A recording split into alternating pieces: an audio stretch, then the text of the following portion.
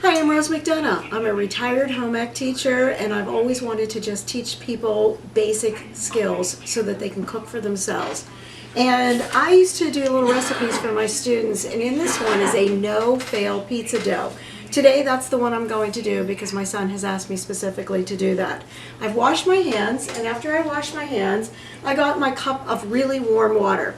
You should figure out about 110 degrees for your really warm water. I do. You've been outside in the snow, you come in, you're a little chilly. What's that temperature of water that you want to warm yourself up? So I'm going to pour my 1 cup in here. You can add a little more, maybe a cup and a quarter, a cup and a half if you want to, but then you may need to add extra yeast. I'm using fast action yeast, and I've already cut it, so I'm ready to go. And I'm pouring it in. This is something that I do that you certainly do not have to do, but this is what I choose to do. So the yeast is just sitting in here, and some people like to stir it. I like to whisk it with my fingers. So I put my fingers in and I whisk. And this way I know I'm getting all the yeast from the sides of the bowl. Everything's coming around, and I know that it's all getting mixed in. And again, this is a fail-proof. This can be, let's say, 6 or 7 minutes. You have everything done, and it is in the oven. In my classes, the students who made the dough were faster than the students who made their own sauce. That's it. It looks good. It's all dissolved. And now I need to add my other ingredients. I need a teaspoon of sugar, and I put that in. Sugar feeds the yeast. The warmth activates it. The sugar feeds it. A half of a teaspoon of salt. Salt stabilizes. Think about what you need. You need to be warm, you need to be fed, and you need a stable life. The yeast needs the same thing. That's all we're doing here. So I'm going to stir this up a little bit, and just a little bit just to mix it through and get it all taken care of. And then I'm going to add a tablespoon. We're back to these measuring spoons, which I had to use without anything on there, and I will do this every time to remind you. 3 teaspoons equals 1 tablespoon. A tablespoon, a teaspoon, a half of a teaspoon, and a quarter of a teaspoon, because I have nothing on here to tell me. You just need to learn it. So I'm going to add my olive oil in, and I'm going to stir this in again. The recipe tells you 2.5 to 3 cups of flour. Dough's not like that. Some parts of it has to be particularly measured and perfect. But with dough, maybe I added 5 drops of water more or less. You have to do it. It has to be completely by feel. I am going to start with 1 cup. It's not exactly measured out. It doesn't matter. I'm stirring that in. And those of you who used to like paste, this is what I'm looking for, is something that's kind of paste-like.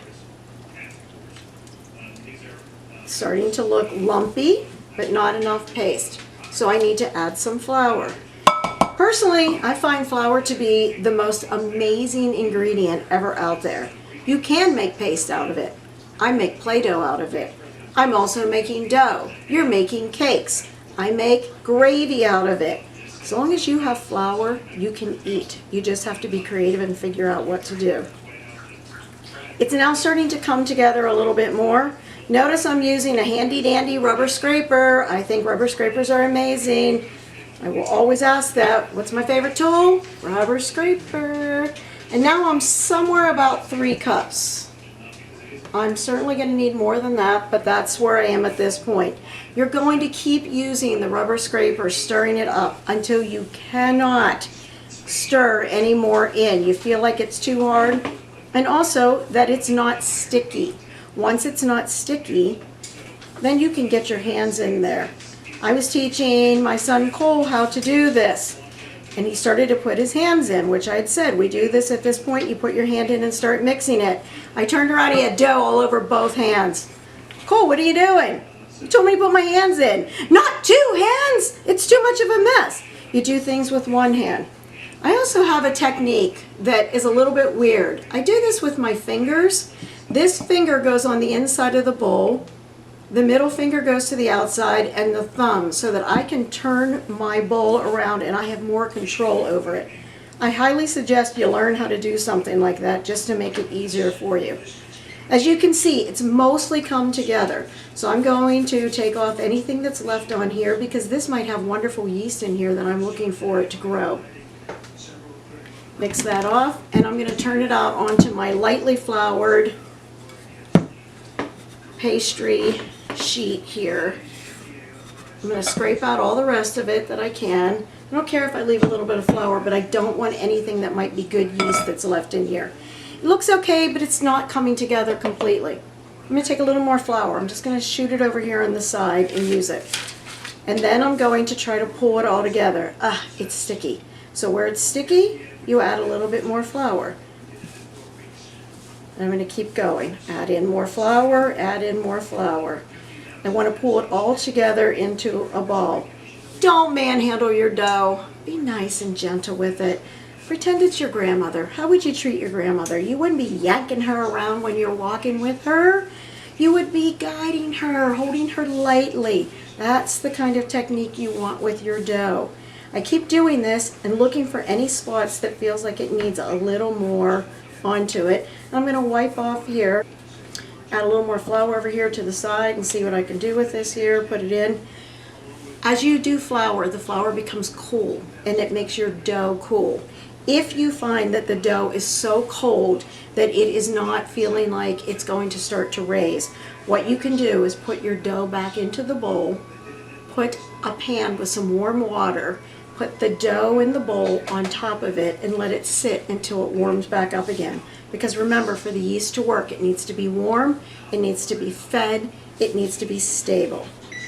I have this little technique that I do, and it is just fold and flattening and flipping. Folding, flattening, flipping. Somehow or other, you do it whatever works for you. So I'm going to flatten it. I'm going to fold it, and I flatten it out again as I'm doing it, and then I flip it over. And I'm flattening, I'm folding, I'm flipping, and I just keep doing that. Because I told you this is a fail-proof dough, you don't have to do this for 12 minutes. And you can certainly use a mixer. I have a mixer with a dough hook, but it's not necessary. This is such a simple dough. At this point, it now needs to rest for about 5 minutes. That's it. If you look at this dough, you can clearly see it's smooth on top. There isn't any sticky parts to it left. It has enough. And I'm just going to lay it down in here and cover it up while I get my sauce ready. Now hear that sound? That's the pizza I already have in the oven over there. So I'm ready to get that pizza.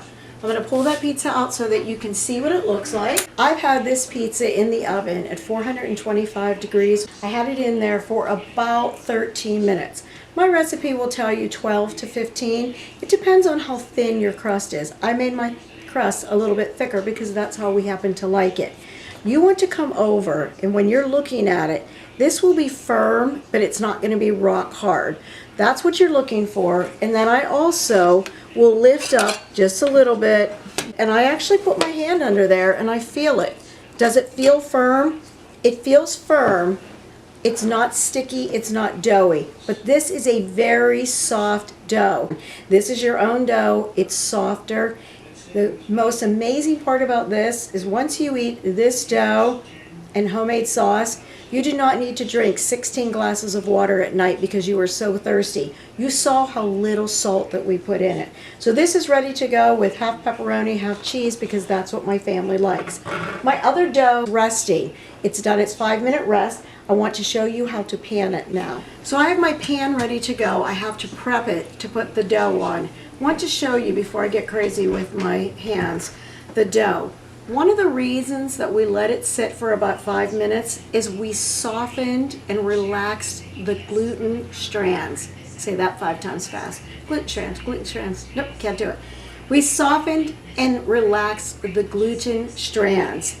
When this was a little bit firmer when I first put it in here, and now it has relaxed out. If you manhandle your dough, just let it sit for maybe 10 minutes instead and let it relax. Think of a rubber band. When it's a new rubber band, it's really tight.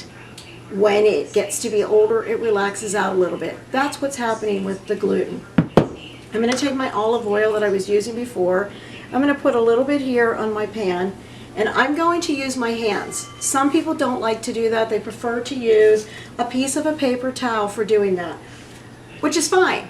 But I don't want to because I want my hands to have some oil on them. I'm using my fingertips and I'm going to put the oil around. Once I have the pan oiled up, both the bottom and the sides, because you saw it raised up on the side on the last one. Once I have finished oiling the pan, I'm going to take the cornmeal and I'm going to sprinkle the cornmeal around. You don't have to do that. I think I already said that to you, but if I didn't, you don't have to. You can do the recipe no matter what. All right, so I'm going to grab my dough, and the dough is just, it's so soft, it's so beautiful. The strands have just loosened up so nicely, and I'm not good. I cannot roll this around and throw it in the air, and I would be terrified that I would drop it anyway, so therefore, not doing it. I'm going to start out though on my pan. My hands feel just a little bit dry, and I'd like them to be possibly a little bit oilier, so I'm going to see what I can do at this point. My hands are small, you might have noticed that. You may just use your fingertips, you might use the palms of your hands. I don't know what you're using. This is what I use. And again, try not to manhandle it too much. Feel really dry. I'm just going to add a little bit to my hands just to keep them so that none of the dough sticks and I can push it out. Remember I said that dough with the gluten is a lot like a rubber band? That's why it pulls back together again, because the strands are tightening up again.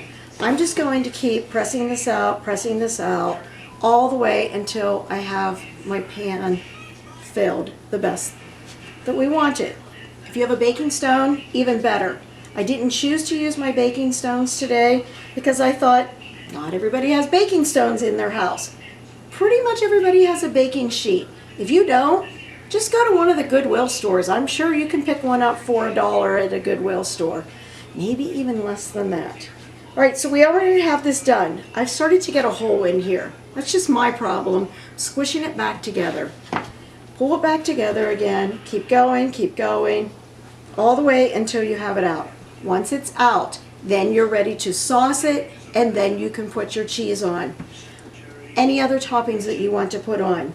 Don't think, I love pepperoni, I love hot peppers, I'm going to load it. If you load it, it makes it harder for the dough to bake. That's why even though you pay extra for toppings, you're not getting twice as much toppings on your pizza when you order them out. Put it down so it looks like it's good. So you have enough that you're happy with, but not so heavy that the dough can't even hold the piece of all the toppings on it when you eat it. That's it. I have it out. I have it nice. You know what it's going to look like when it's done. If you choose to and you want to even have a fluffier, lighter dough, you can let this raise again, but you don't have to do that. In 12 to 15 minutes, this is what you are going to have. It's going to be solid on the bottom. Everybody's going to want to eat it as soon as it comes out of the oven. In fact, my husband's already been here asking for pizza. They're going to eat it immediately. Let it sit for a minute. Let the cheese stop doing this thing that the cheese does. And you are thoroughly going to enjoy making your own pizza. Again, if you don't have sauce, that'll be my next recipe coming up for you. Thanks for joining me. I hope to see you again, or for you to see me again.